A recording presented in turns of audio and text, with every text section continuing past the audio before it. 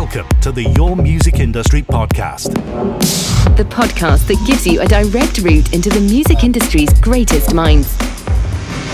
Your Music Industry is proudly brought to you by the Liverpool Audio Network with your host, Daniel Fisher-Jones. Welcome to the third episode of Your Music Industry. Everyone I've recently bumped into at events and conferences is completely loving the podcast, so thank you for tuning in and staying engaged. In today's episode, we're moving away from the technical side of music production and into a world of event management and an organisation that's really put Liverpool on the map. This episode was recorded in the Baltic Triangle at Sound City's headquarters. Unfortunately, I didn't realise, but there's a fair amount of background noise for the episode, which includes the office stereo and just typical office sounds. I apologise about this, and we are working to make sure the podcast gets better and better. However, if you recognise any of the music in the background, be sure to let me know. So before I introduce our first guest of the show, I want to say an absolutely huge thank you to this episode's sponsor. By supporting this podcast, they're supporting your growth as an artist and as an individual. As a creative artist in the world of sound, you need the best tools for the job. Some of those tools will include the likes of VST synths and sound files, aka samples. Splice is the subscription platform for exactly that. With a vast array of over 1 million samples, they cater to every genre and creative spark. Each sample is thoroughly tagged, enabling you to smoothly explore their whole library. Having tags such as the key of the sample, you have the power to explore an array of samples that harmonically resonate with your track. With the filtered search in seconds, you can be finding inspiration and sample files that not only harmonically fit with your track, but are also of extreme high quality. Splice Sounds comes in the form of a monthly subscription, which, for only $7.99 a month, gives you access to this whole sound library. And on top of that, Splice have kindly offered every single listener of this podcast 1 free month. Use the code LiverpoolAudio to obtain your free month, or head over to splice.com/Liverpool-audio. During the start of summer every year around May time, there's always a highlight award-winning event and conference within Liverpool. Most recently being awarded the UK Award for Best Festival for Emerging Talent, it's a pleasure to be bringing you today a special guest from Sound City. Recently announced as the Managing Director, which I somehow personally missed in my research, I would like to introduce you to this episode's guest, Sound City's Managing Director, who has spent over 10 years within Sound City developing and creating the special experience that it is today, Becky Ayres. During my research into yourself in Sound City, I found that you had a background that actually wasn't in the music industry.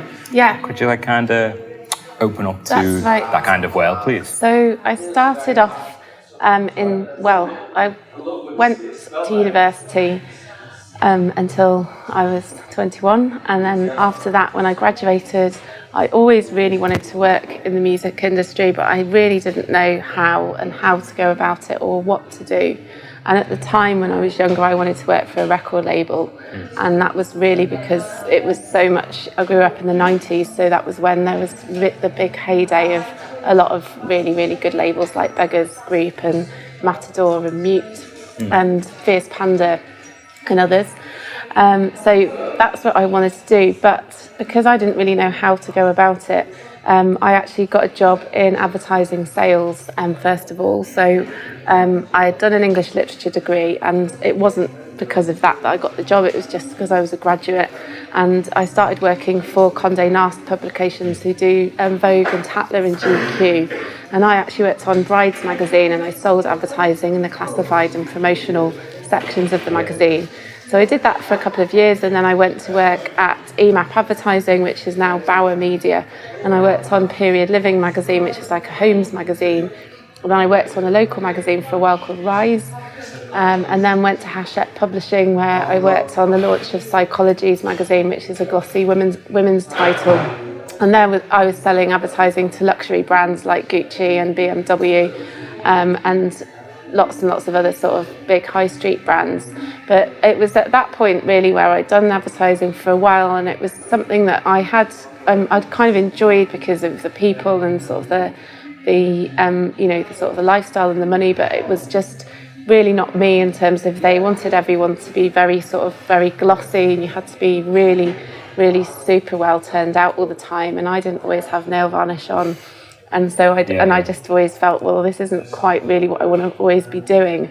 And so when I was there, I started looking for a job where I thought I could use my sales skills and then actually transfer that into something else. And so while I was looking, I actually managed to find a job working for a music conference in London, because I lived in London at the time.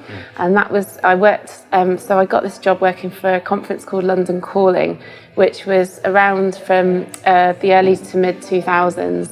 It was very much a product of its time in that there were a lot of tech companies starting up, like the Orchard, and lots of other tech startups. And so they would go and exhibit at exhibitions so that they could have tax deductible items to write off. So I was selling exhibition space and I was selling conference passes to this trade show. And it was while I was there that I got the relationships that I developed with a lot of international export organisations and people in the music industry. And so it was so that was kind of my first foray really into music. But it was through my sales background that I managed to get the job and kind of got into that role. Yeah. So how has the sales background helped you with your career so far? Well, it's helped me a lot because, well, with Sound City, for example, that was one of the reasons why I got the job with Sound City. So when it was 2008, when I met Dave Picciolinghi, who's the CEO of Sound City, he had just set it up. And I actually was on a music trade mission to Tokyo, which at the time the BPI, which is the British phonographic industry who look after all the major and a lot of independent record labels, they used to arrange these music missions to places like Japan and China. And so I went on that as part of my job, and I met Dave, and he was on the mission as well. And I really liked what he was actually doing with Sound City. I thought this is interesting because it's a music conference, but it's also got a really big live element to it. And what I was working on at the time was just a conference, and I wanted to get into the live. So I actually said to Dave at the time, look, I said, I've got a sales background. I could come in and I could actually grow Sound City through my contacts and through basically selling sponsorship. And at the time he said, it's unfortunate at the moment it's only me and it's only a really small team, so I don't have anything. But then a few months later he contacted me and called me up and he said, let's meet up. And when I met up with him, I just said again, look, I can grow the conference, I can grow the industry side, I can help with bringing sponsors in. So that was when he basically asked me to come on board. And I was then, my title at that time was international manager, so I was responsible for bringing in, because we have a lot of international artists at Sound City, they're supported by trade organisations like Sounds Australia, French Music Bureau, Canadian Music Export and others. And so he basically brought me in to kind of develop that, and I had a sales target attached. And so it was just, I think sales is something that is quite daunting to a lot of people, but sales is really about business development. It's about people, it's about conversation, it's about kind of believing in an idea and being able to kind of convey it to someone.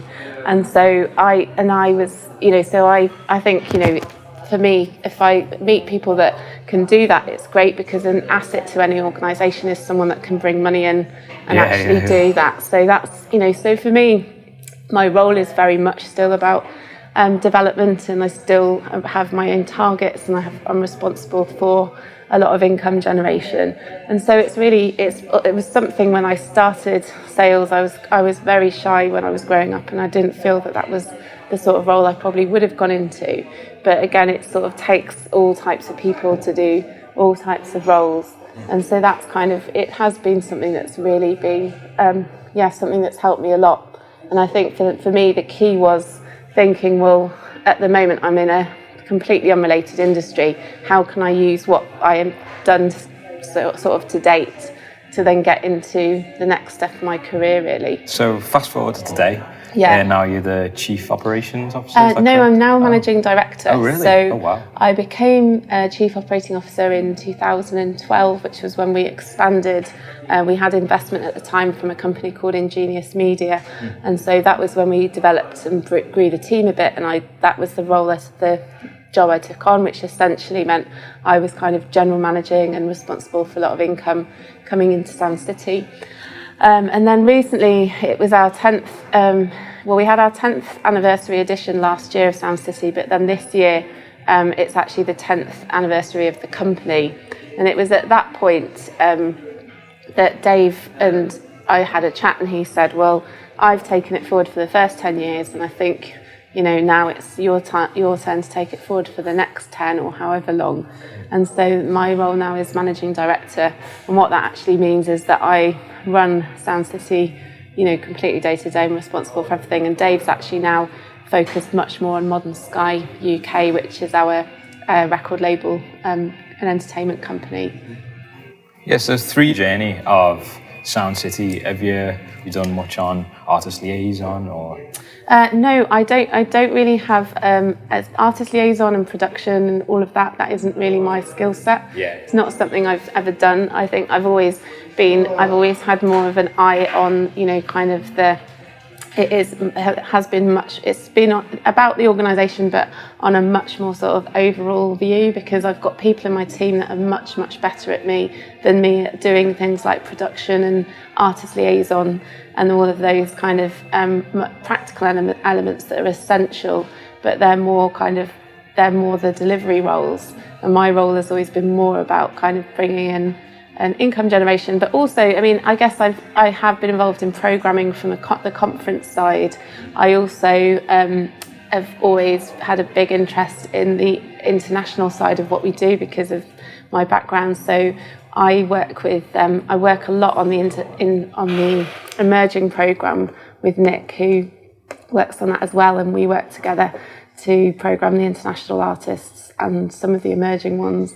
And I also, and then the conference, again, when I first started at Sound City, actually, in the first few years, I did used to get involved with setting up all the hotel booking side of things. That was a logistical thing.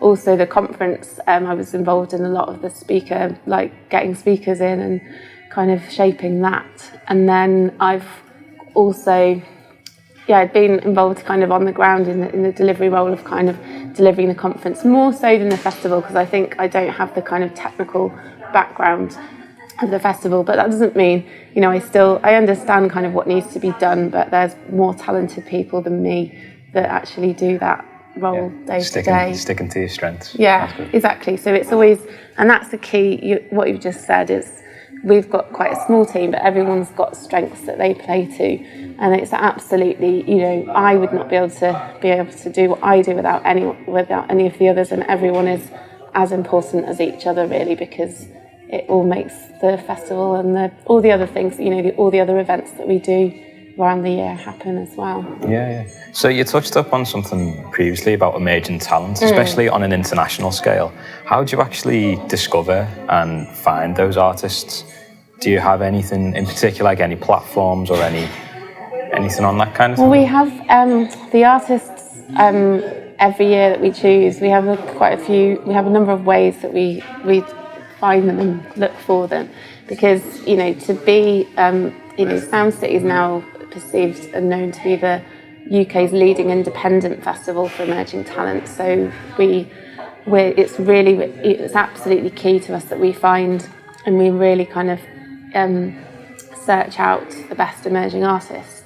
So first of all, we have our apply to play process. So that opened in late August, and so that's available for any artist that wants to apply online. They can go on and upload an EPK, and then we have a team that's led by Nick, who manages the programming side of things and the production, and he basically works with a team of around 10 people that go through and listen to all the artist applications. And then from there we look at them by region. So we look at, say for example, we look at all the artists that are, say, coming from Manchester. We'll speak to people that we know in Manchester, like Jay Taylor from the Ruby Lounge, Ben Taylor, who was at Sound Control, to other promoters that we work with, like From the Fields, who we work with on Off the Record. And then we'll say to them, look, do you know these bands from Manchester? Are they ones that are doing stuff and are they active? And we get a bit of local intelligence from people around the country. And we do that the same as that with the international export organisations. So we say, well, look, these are the bands that have applied from Australia. Are they known to you? You know, are there any others that we should be looking at? And we'll always make the decision on who to programme, but we'll get a lot of inside knowledge from people that really know, you know, the bands and where, you know, where they're coming from. We also look at, you know, in music media, we do a lot with people like DIY and Noisy, who are media partners with us. We look at all of, you know, their recommendations. We speak to people through Modern Sky and the label side. We look at kind of not just them, but other labels that they work with. We book around 40% of the lineup is booked through booking agents. So we get sent new artists by them, and that's how we book the headliners, is through agents. Because we obviously, for the headline artists, they've got to be the ones that sell tickets. But then the rest of the programme is where we can be a bit more experimental. So would you say your own network within Sound City, or an artist network, is one of the most valuable things to have in terms of developing your own career, really? Well, I think for anyone, the network is essential, because at the end of the day, people give to people, and it's that sort of, those human relationships are so important. I think, you know, for us, we've kind of got relationships that we've built up over time, and, you know, it's always important to cultivate them. So I'd, you know, for anyone that's starting out in the industry, it's always just about, you know, kind of meeting people and not just thinking, what can I get from them, but thinking, well, how can I help them out too? And it's not, you know, not being afraid really to ask for things. Like, you know, when I spoke to Dave, I asked him for a job, and it didn't happen immediately. Yeah. But then down the line it did, and it might not have done. But I would have asked someone else, and probably that would have happened. So I think don't be afraid to ask, you know, for things, because that's where, you know, because if you don't ask, you don't get, which is a cliche, but yeah, it's true. It is really true. And I think, you know, it is important to, you know, as an artist, to kind of make friends with other artists, because if you're an artist, you meet an artist from another part of the country, you might be able to go and play in that part of the country and support them. With industry people, it's important to just, you know, we do the Sound City conference, which is about meeting people, and everyone there wants to meet people. So it's just about kind of, I think the best way to kind of get to know people is just asking people questions. People like talking about themselves. Yeah. Just say to them, you know, say what you know, what do you do, you know, how did you get started, where you got started, you know, what do you like about your job, things like that. And people like talking, and they'll, you know, that's how you form relationships. But it's important to cultivate them and to just keep things going. And it does take a while to develop networks, but then at the same time, there's lots of existing networks that you can really tap into and get to know. I know that the Your Music Industry podcast has got quite a growing network. That's a really good place to start. Well, on the same topic, Malcolm X has got a quote saying, "The future is won by those who prepare for it today." So on that topic, is there anything that artists can be doing to be preparing themselves for success, whether that's in terms of the brand, whether that's in terms of their own finances? You got any tips on that point of view? I think with artists, they really just have to be the best they can be. And they really have to, you know, it's always a case of write a better song. You know, make sure that you are, you know, absolutely, make sure you're rehearsing, make sure you're writing, make sure you're becoming the best. And I think, you know, it's hard, for example, as a solo artist or as in a band, because it can just feel like forever and ever sometimes for anything to happen. But it's, you know, make sure, for example, if you're going to play live, that you're not playing too often. Make sure that you're really talking to your fans, even if you've got 10 fans. You know, be speaking to them, be developing them. And I think the bands that I've seen that have become successful, for example, like Catfish and the Bottlemen, everyone thinks that they've only been around for maybe 3 or 4 years. They've been around for about 50, like not 15, probably not that long, but they've been around for at least 10 years. And they spent a long time grafting, and they just probably had times where they felt like it wasn't happening. But I think as a band, they just really kept focused, and they were like, no, this is what we want. We really want to do this. And when they played, even if they were playing to 10 people, they looked like they were playing in a stadium. And I think it's just a case, in a band, it's important that you really kind of, as a band, share the vision of what you want to achieve. Because I think that's where, I know Coldplay, for example, when they started, they had a big piece of paper and they wrote down all their goals on it, and they just kept it pinned up somewhere. That stuff's really, really powerful, because you want everyone to be like moving to the same goal.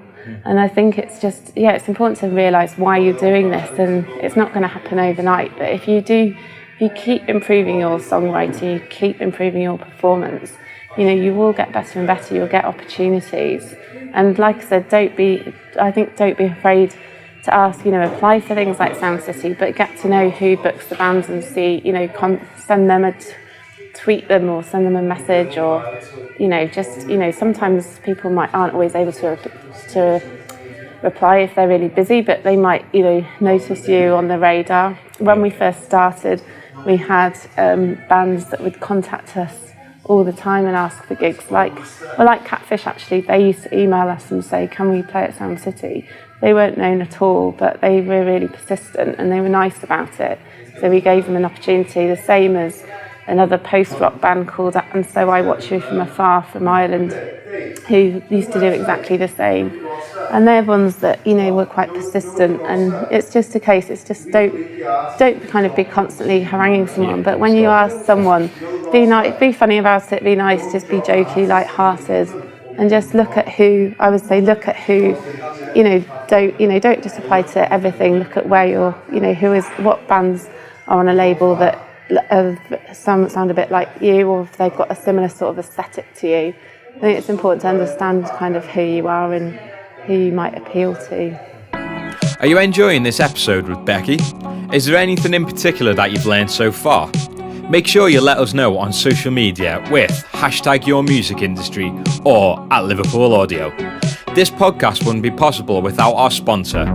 Splice have been unbelievably supportive with the launch of this podcast, so make sure you check out their platform and use your free month today with code LiverpoolAudio, or visit splice.com/Liverpool-audio. So you touched on something previously that I absolutely love, the idea of a shared vision. In terms of Sound City, could you distill Sound City's vision and philosophy into 1 or 2 sentences? Yeah, I think Sound City is, we're the UK's leading independent festival for emerging talent, and we want to genuinely unearth and divulge the very best talent from the most diverse sources, and to really help people that want to get started or to thrive in the music industry to do that, and the same with artists.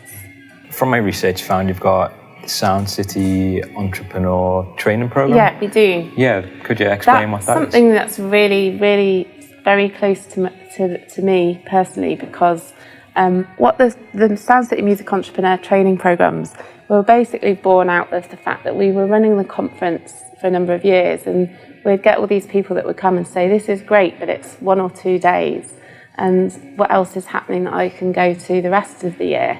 And so we just sort of, Dave actually was, he was a teacher for many years, and he worked at Holton College, and he taught at LIPA.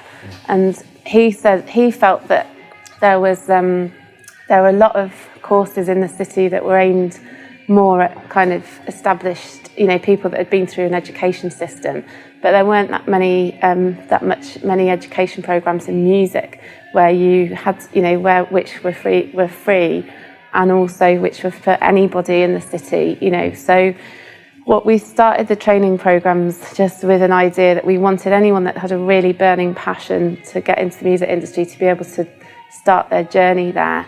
And so we started running them as a 12-week course, which would be 2 hours a week.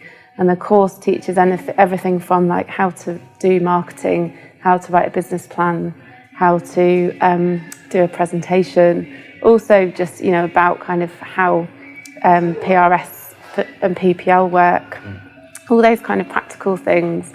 And we've had around 300 people now that have gone through that course, and people that have used the course. There was a girl who was on it a few years ago who went to work at Warner Chappell Publishing.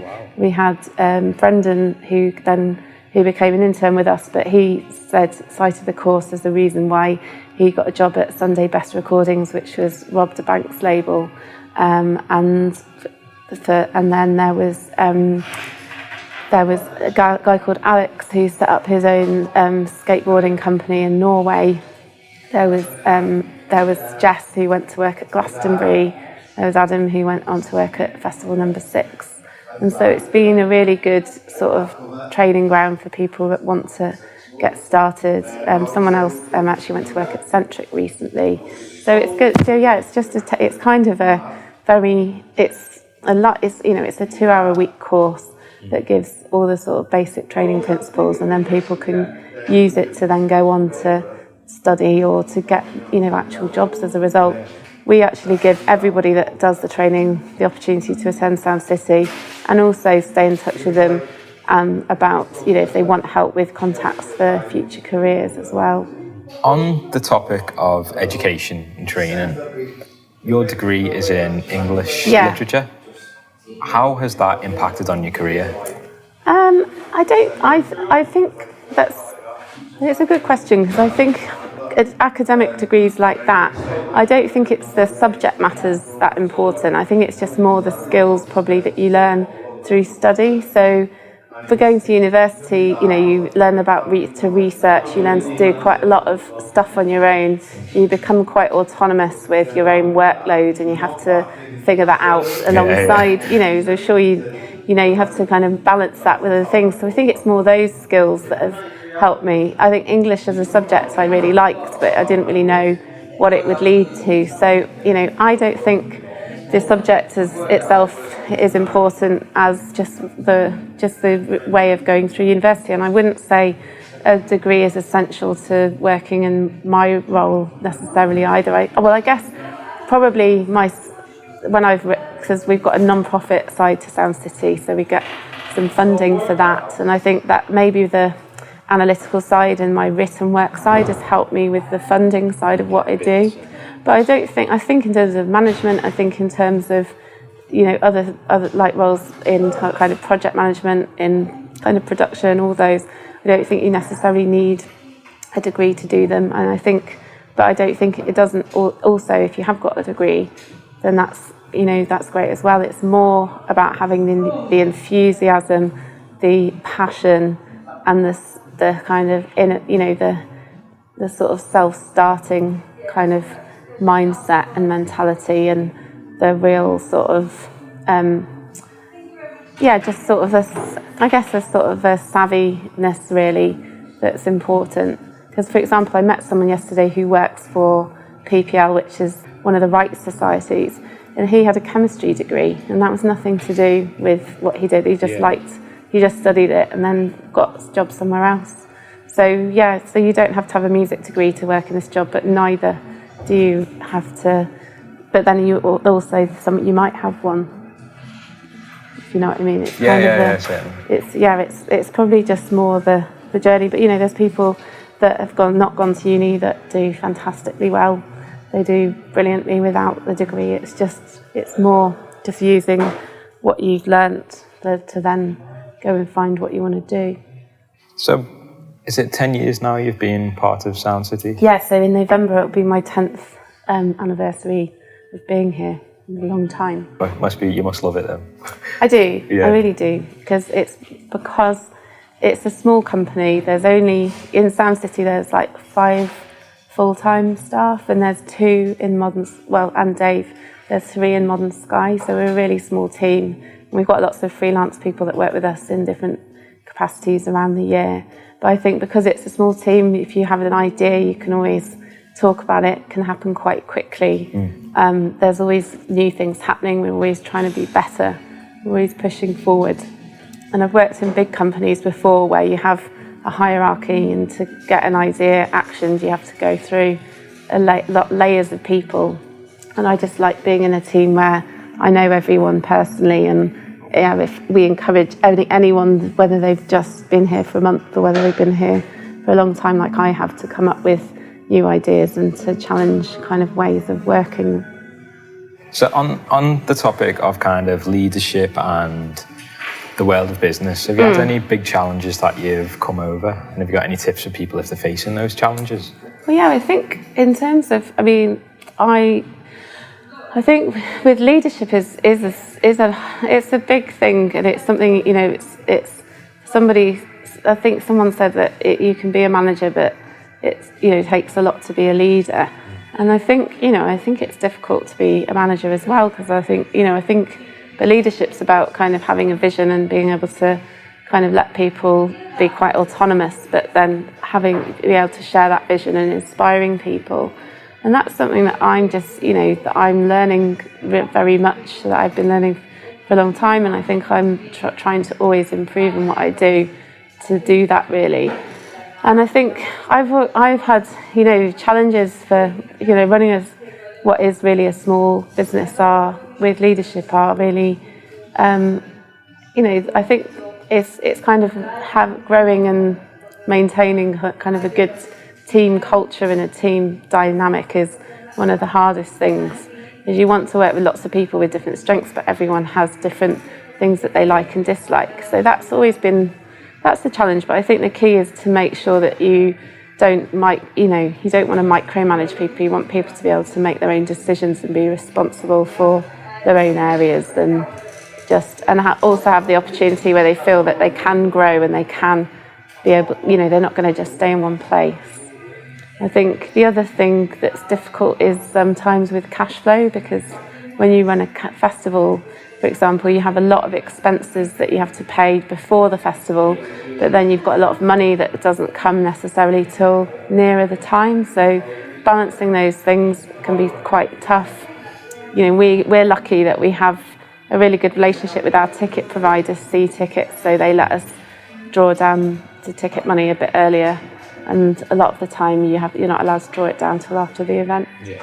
So that's a challenge. But yeah, I think it's always learning, however long you've been doing something, just not always realising that you've always got things to learn, and that you will learn things from all people everywhere, and that not ever to feel that you've just achieved everything, because the day that you feel like you've done everything, you should stop.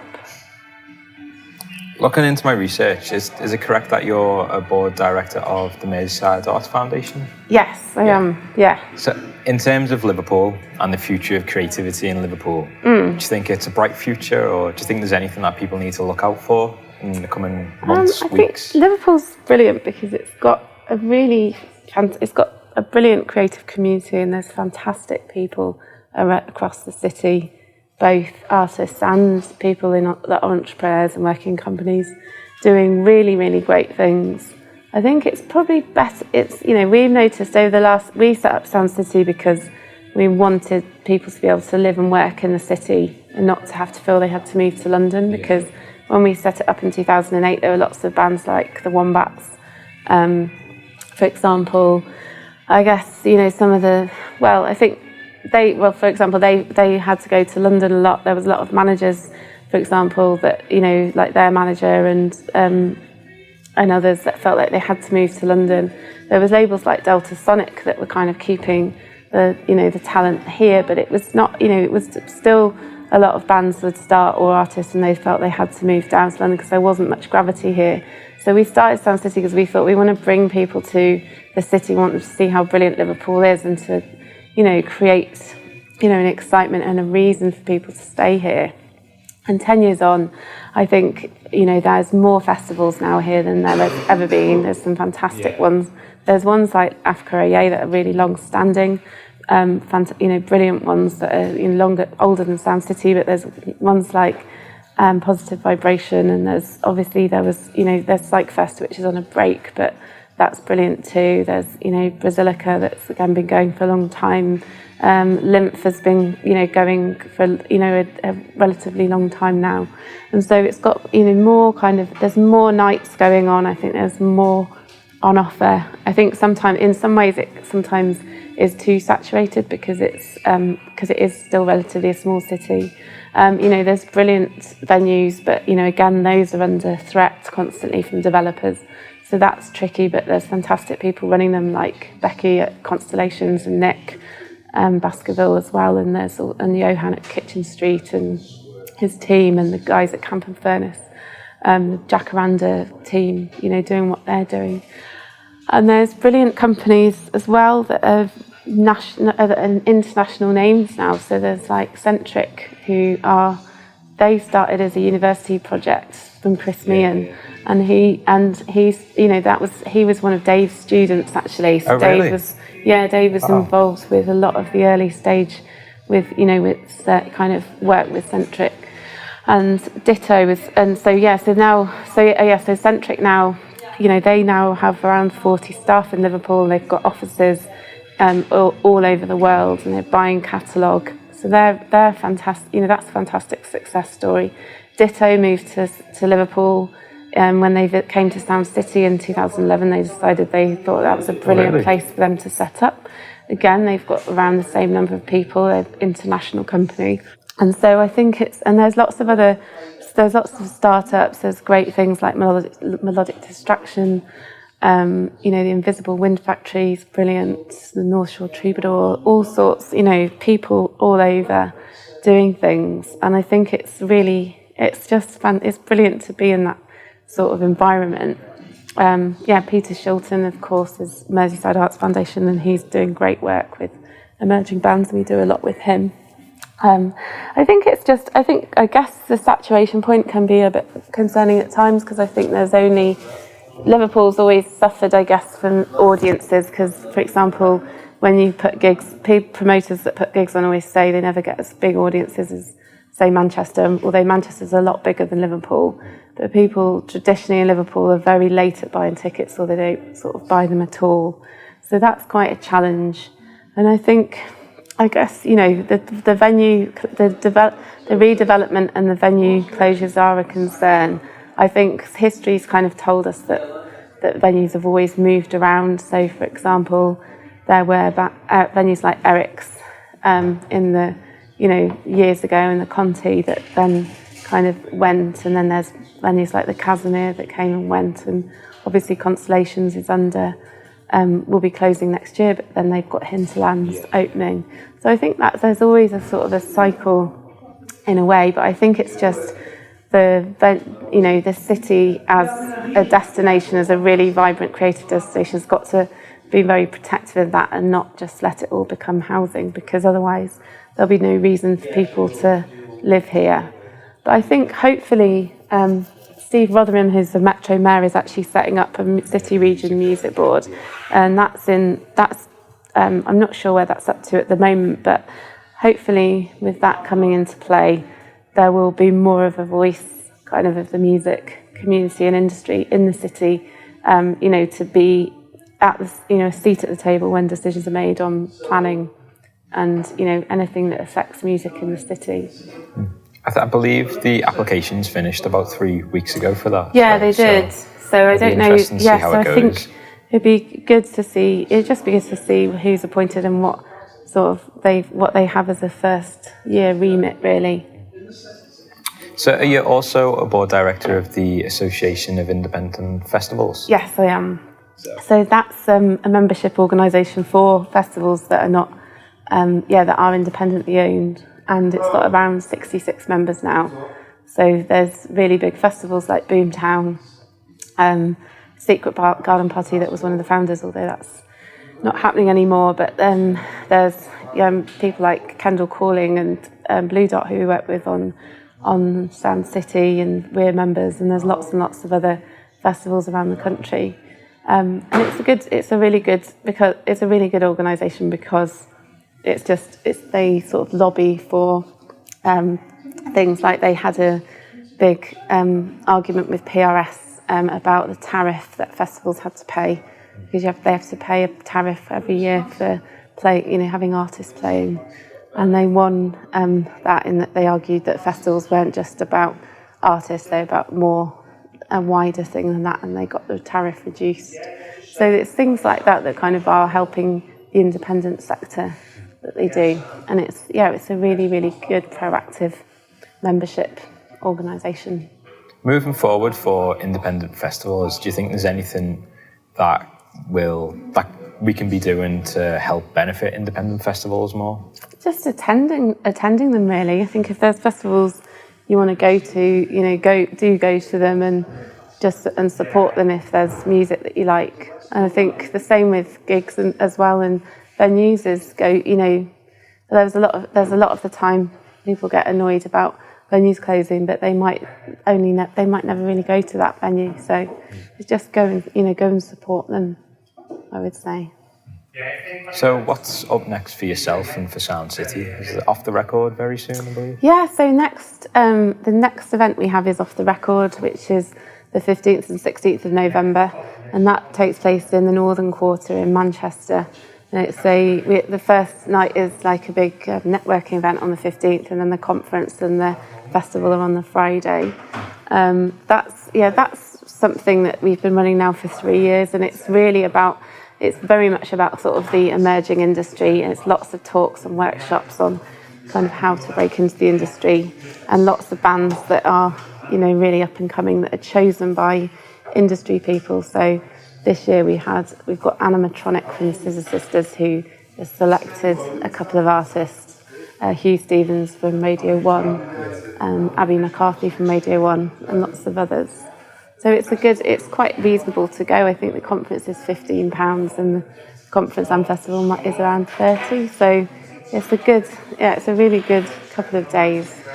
And it's Manchester, the Northern Quarter is a really cool part of Manchester as well. So I've got one more question before the final question. And that is, if you were to see one change in the industry over the next 5 years, what would you hope it to be? I think one change in the industry at large, like nationally as well, internationally. Or it could be local. I think if it's locally, I think it's that there's a real sense of the music board coming together and actually making a difference to people that are living and doing music in the city. I think it's just to make, because there's lots of people that are doing things off their own back, doing things independently, and it's a hard slog. So I think that there's much that can be done to support them, with things like, with planning laws, with, with education support, with, with just making people's lives easier to be able to do what they do. I think if that can happen, I think that would be brilliant. I think if what I would love to see long term is that music education really becomes just really kind of makes people aware of the opportunities that are available in the music industry. So, for example, at the moment there's a disconnect about what people are taught in schools, because when you're at school you have no idea kind of what jobs exist. I think because and that's no fault of the teachers, because a lot of the time music teachers are people that studied music at school, that learnt an instrument, so they wouldn't be aware of industry positions. But there's, I think, the role of kind of music education hubs who kind of deliver music education in schools, and also for sort of education at large, is to really kind of make build the gap between what people are taught at school and university and the roles that they go into. Because, for example, the live music industry is worth something like 662 million now, which is a UK music figure, and that is for festivals, live events, concerts, everything. But you wouldn't realise often that people wouldn't realise often, but that those jobs exist, but they do. So it's just I think will take us a while to change, but I think that the more people know about what's available to them and the roles they can go into, the creative industries itself was a huge export for the UK economy as well. And so it would be brilliant that people know they could go into those kind of roles and start up and be entrepreneurs really, and serve in the different ways in the music and creative sector. I think that would be brilliant. It would. I certainly agree. So where can people find yourself and Sound City online?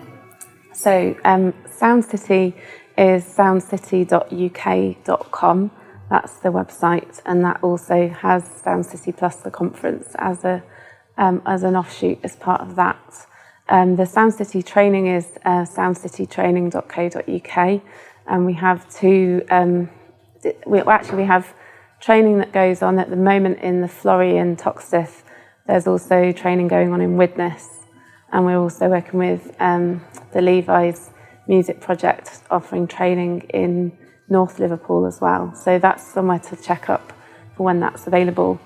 Off the Record is otrmcr.co.uk, and my Twitter is at Beckwoir, which is BECKOIR.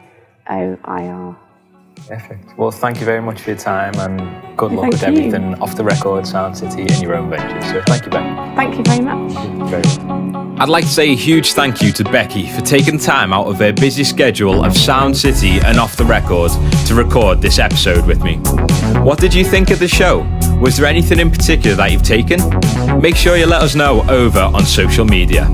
Once again, I'd like to apologise for the background noise of this episode. We are trying our best to fix this and make sure future episodes are always to the best standard. Don't forget, if you've got a guest you'd love to be on the show, head over to yourmusicindustry.com/request to let us know all about them. The podcast is now 3 episodes large and growing each and every week, which I'm super excited about. Your Music Industry wouldn't have been possible without the support of our sponsor, Splice. If you're looking for samples, VST synths, or a community developing their sounds, Splice is the place for you. Head over to splice.com/Liverpool-audio to gain your free month today, or use the code LiverpoolAudio. I'd like to personally thank you for listening to this podcast, and I really hope you've taken a lot from it. I know I have. We have now changed the release date for the podcast to a Mondays. This is so that you can kick off your week by consuming some empowering and inspiring insight from the music industry, making your week a little easier. This is mainly due to every Sunday I'm now taking a digital detox, taking myself away from social media and computers and phones. This obviously doesn't work if I'm releasing content every Sunday. I and the Liverpool Audio Network team should be back next Monday with a new podcast. See you then.